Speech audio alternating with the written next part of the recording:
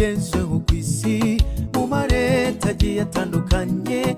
Ikibazo cy'inzara cyugarije abatuye isi, aho uciye hose bararira bati ubukene ni bwinshi cyane, ibiciro biraduka buri munsi tuje.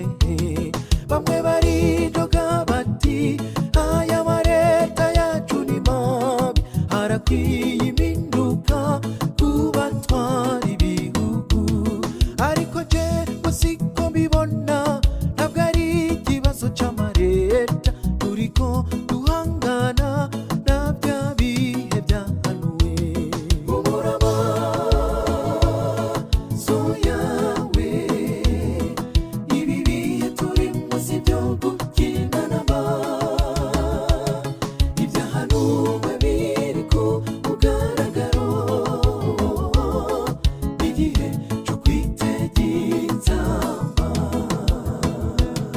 Umurama so yawe, ibi bihe turimo si byo gukina n'aba, ibyahanuwe biri ku mugaragaro, igihe cyo kwitegereza.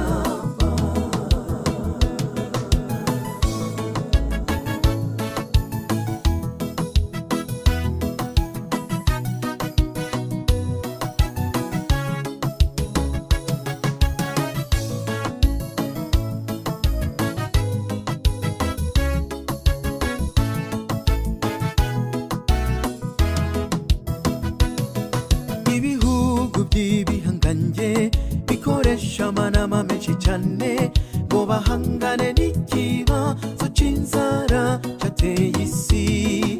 Ubutunzi bukoroka ku mwanya, amafaranga nayo agahindurwa, erega hasogera n'igihazo b'ibipapuro.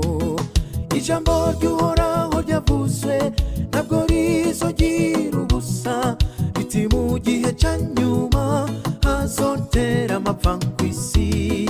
Nimuze twiyegurire Imana, je nico mbona gisigaye, dusenge ubudasiba twiyeze buri munsi.